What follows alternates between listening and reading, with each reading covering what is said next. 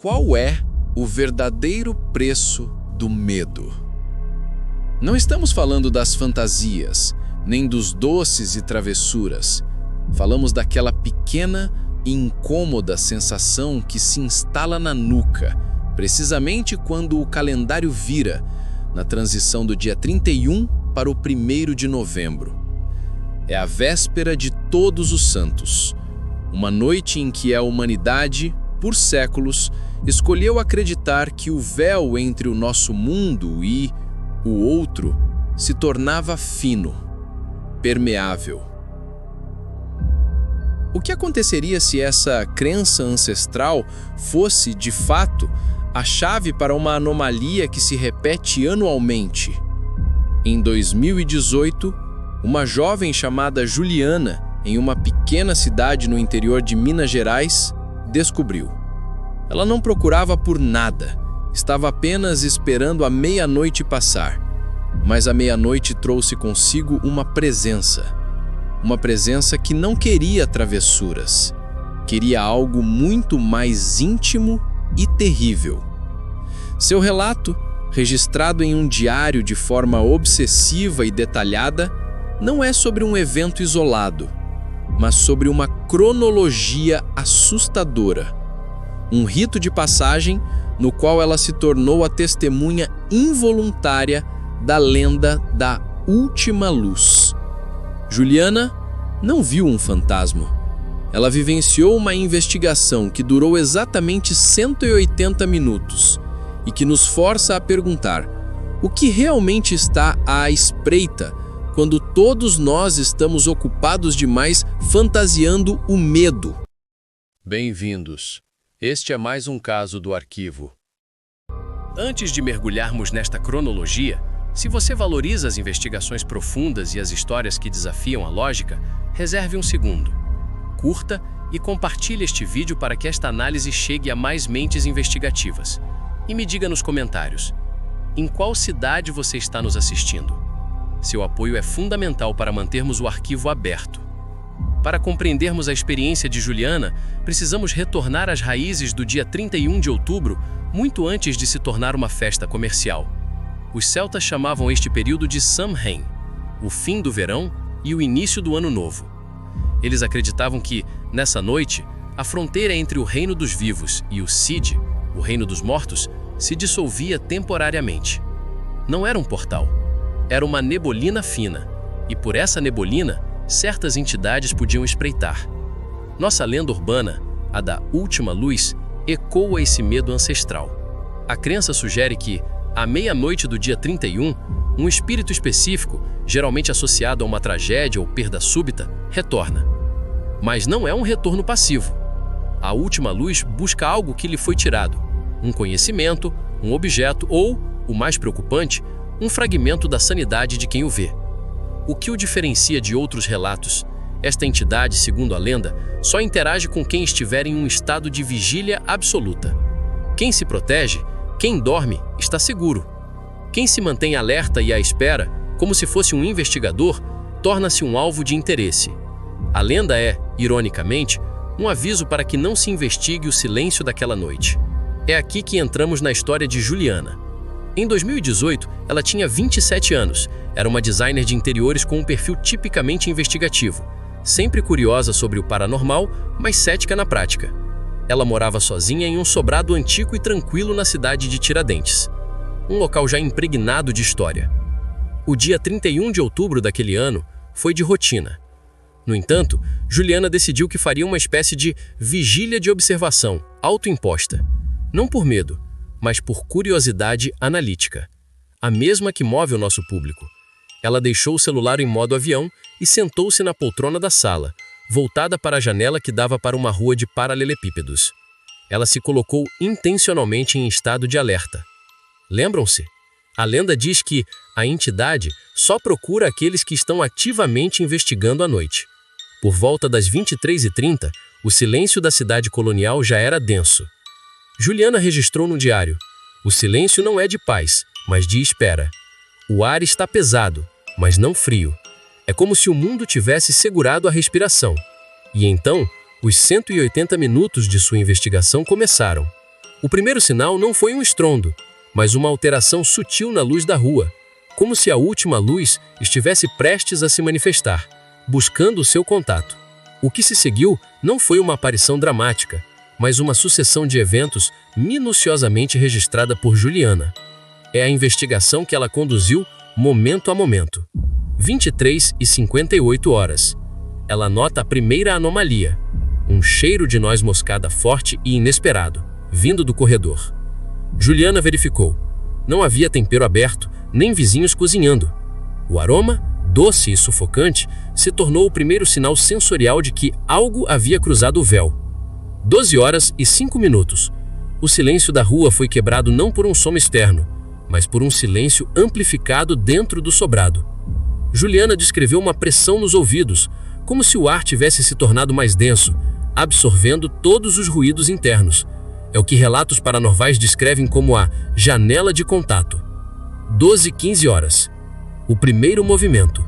O objeto teste de Juliana, uma pequena cômpula antiga que ela havia colocado sobre a mesa, começou a girar lentamente fora do eixo magnético da Terra. Não vibrava, apenas rodava em um movimento contínuo e lento. A cômpula, um instrumento de navegação, estava subitamente desorientada. Neste momento, o ceticismo de Juliana começou a ser corroído pela evidência física. 12h35. O sussurro e o termômetro. Juliana sentiu uma súbita onda de frio gelado. O termômetro digital da sala, que marcava confortáveis 22,5 graus, caiu para 14 em menos de um minuto. Paralelamente, ela registrou ter ouvido um sussurro baixo, não audível o suficiente para formar palavras, mas claro o bastante para parecer que estava vindo de dentro das paredes. Não era ameaçador, era instigante. Ele a convidava a investigar mais. O ponto de virada da experiência ocorreu por volta da 1h, quando a entidade, ou fenômeno, parou de se comunicar por sinais e buscou uma interação mais direta. Juliana, seguindo o instinto de documentar, havia deixado seu gravador de voz ligado na mesa. Ao tentar capturar o sussurro, o áudio registrou algo muito mais perturbador. Não um som humano, mas uma frequência baixa e irregular, que, quando acelerada digitalmente, soava como um choro prolongado. O mais intrigante era que essa frequência era acompanhada pelo que parecia ser um clique, o mesmo som que um relógio de pêndulo faz antes de parar completamente. Evidência rara. Em seu diário, Juliana desenhou um esboço rápido da sala. Ela rabiscou. A sombra está muito densa, está absorvendo a luz, é só escuridão, mas tem forma. Ela havia apontado a câmera de seu tablet para o canto, capturando o que se tornou a prova mais irrefutável, uma distorção na imagem, um ponto focal onde a luz simplesmente não existia, um buraco visual. Foi quando ela notou o que a lenda chamava de janela temporal. Naquele canto escuro, em vez da parede, parecia haver a silhueta de uma porta antiga, de madeira maciça, que não existia na casa. Era uma projeção, uma imagem tridimensional, quase como uma memória impressa na realidade. A entidade, a última luz, estava projetando sua origem. Estava mostrando a Juliana o que havia perdido, ou de onde havia sido forçado a sair. O medo não vinha do que ela via, mas da certeza investigativa de que a lógica falhara completamente. Naquela noite, a física do sobrado foi suspensa para dar lugar a uma tragédia antiga. Por volta da 1h50, a pressão na sala se intensificou e o som do choro no gravador de Juliana tornou-se quase insuportável.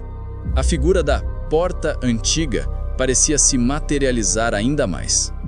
Juliana, em um ato de desespero investigativo, não fugiu. Ela fez algo inesperado. Sussurrou para o vazio. Perguntou, quase sem voz: "O que você quer?" A resposta não veio em palavras. Veio em uma intensificação do cheiro de noz moscada, agora quase sufocante, e em uma súbita onda de calor, vinda do canto da porta. Não era um calor reconfortante, era um calor de febre, de dor. O termômetro digital subiu abruptamente para 30 graus Celsius em segundos, como se um corpo febril estivesse ali. Juliana descreveu em seu diário que sentiu uma descarga elétrica estática em todo o corpo, mas não de dor, e sim de desamparo. A entidade da última luz não estava ali para assustar ou machucar. Ela estava ali para compartilhar sua dor. Exatamente às 2 horas, o relógio de pêndulo no gravador de áudio parou de clicar. O cheiro de noz moscada desapareceu tão rapidamente quanto surgiu. A temperatura voltou ao normal. A porta antiga se dissolveu e a sombra densa no canto se dissipou, revelando a parede cinza e vazia. A experiência de Juliana terminou abruptamente, exatamente 180 minutos após o início do primeiro sinal. A última luz havia se retirado. O que ela queria? Juliana concluiu que não era um objeto, mas uma testemunha. Alguém que validasse sua existência e sua perda. Nos dias que se seguiram, Juliana foi uma pessoa diferente. Ela se tornou uma defensora da cautela e do respeito aos limites entre o que conhecemos e o que não conhecemos. Ela não viu um monstro, viu uma manifestação de perda. Seu relato destaca a complexidade da natureza humana, mesmo no que transcende o humano. A lenda da última luz não é apenas sobre fantasmas, é sobre a empatia que sentimos pela dor alheia, mesmo que essa dor venha de um lugar que não podemos explicar. A experiência de Juliana nos faz refletir. O dia 31, o Dia das Bruxas, não é apenas uma data para diversão ou para evocar medos superficiais. É uma data que, para alguns, revela as profundezas de um véu que realmente pode se afinar. E a pergunta que permanece é: será que ao investigarmos essas lendas, estamos convidando algo a nos investigar de volta? O caso de Juliana serve como um alerta sutil. Há mais nas noites do que a ciência pode explicar. Talvez a melhor forma de honrar certas datas seja não buscar ativamente por elas, mas sim respeitar o silêncio. E você? O que pensa sobre a última luz? Já presenciou algo inexplicável em uma data específica? Deixe sua teoria nos comentários. Sua perspectiva é vital para desvendar esses mistérios. Se esta imersão no desconhecido despertou seu lado investigativo, inscreva-se no canal para não perder nenhuma de nossas futuras análises e ative o sino para ser notificado sempre que um novo caso for aberto. Até o próximo arquivo.